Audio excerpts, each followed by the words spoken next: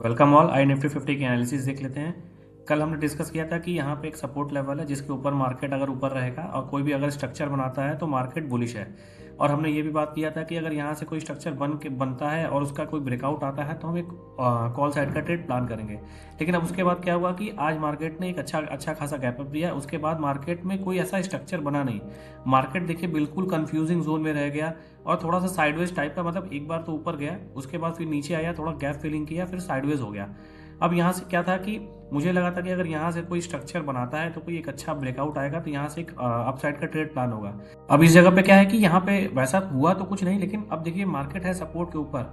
अब यहाँ पे क्या है कि मार्केट में अभी तो स्ट्रेंथ है, क्योंकि यहाँ पे अगर मैं आपको डेली चार्ट पे लेके चलूँ तो ये है निफ्टी 50 का डेली चार्ट। अगर आप इस पे अच्छे से ध्यान से देखोगे तो मार्केट पहले से ही इस वाले जो सपोर्ट ट्रेंड लाइन वाला सपोर्ट है इसके ऊपर मार्केट ट्रेड कर रहा है। एक बार यहाँ पे नीचे इसने ब्रेक तो किया, लेकिन इसमें कोई क्लोजिंग नहीं आई।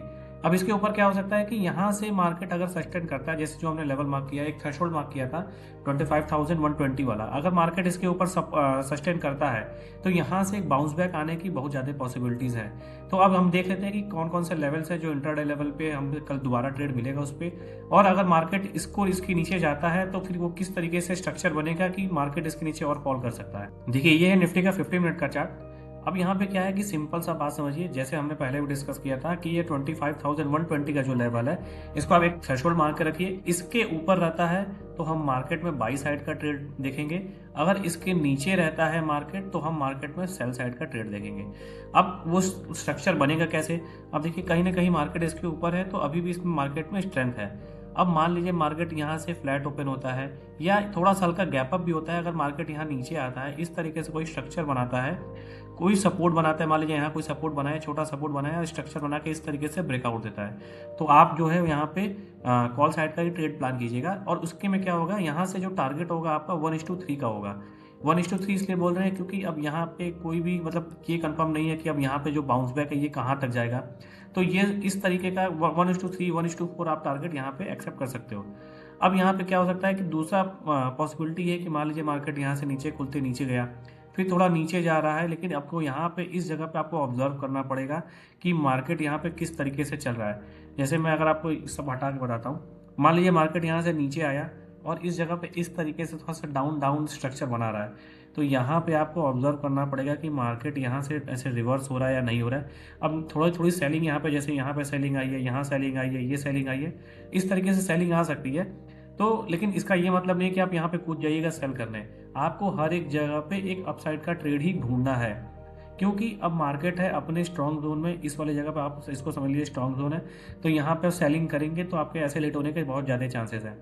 सेम टू सेम अगर मार्केट, अगर आपको एकदम फियरलेस सेल करना है कि हाँ अब मुझे सेल ही करना है, तो अगर मार्केट जब इसके नीचे जाता है इस जगह पे आप कॉन्फिडेंस होके कोई भी सेल साइड का ट्रेड आप बना सकते हो।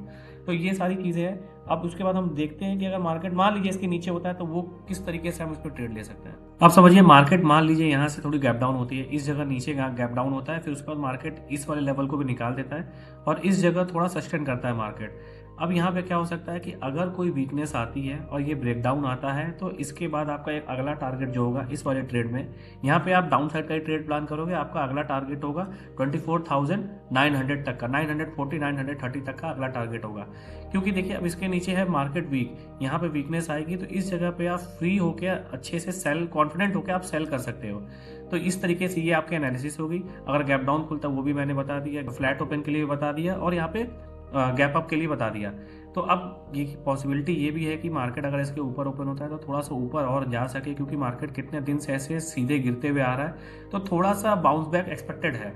तो इस तरीके से अब ये सारी ट्रेड बनेंगी, ये कल इंटरडे लेवल के लिए। अगर मान लीजिए आपको यहाँ ठीक ठाक प्रॉफिट मिल भी जाता है तो आप यहाँ पे बुक भी कर सकते हैं 1:3 1:4, क्योंकि कल फ्राइडे है। फ्राइडे के बाद जो मंडे का जो सेशन होता है उसमें क्या होता है, फ्राइडे को अब न्यूज़ वगैरह भी होती हैं, तो उस कंडीशन में होल्ड करना, कैरी फॉरवर्ड करना पोजीशन को सही नहीं रहेगा, क्योंकि कल को क्या न्यूज़ आ जाए और फिर उसके बाद मार्केट किस तरीके से रिएक्ट कर दे मंडे को, तो उस समय आपको बड़ा लॉस हो सकता है। तो मेरा सजेशन यही है कि अगर आपने कोई ट्रेड लिया, चाहे वो डाउन साइड का हो चाहे वो अप साइड का हो, अगर आपको ठीक ठाक या रिस्क टू रिवॉर्ड रेशियो मिल गया या तो फिर आप प्रॉफिट में हो, तो उस ट्रेड को आप कैरी फॉरवर्ड ना करो।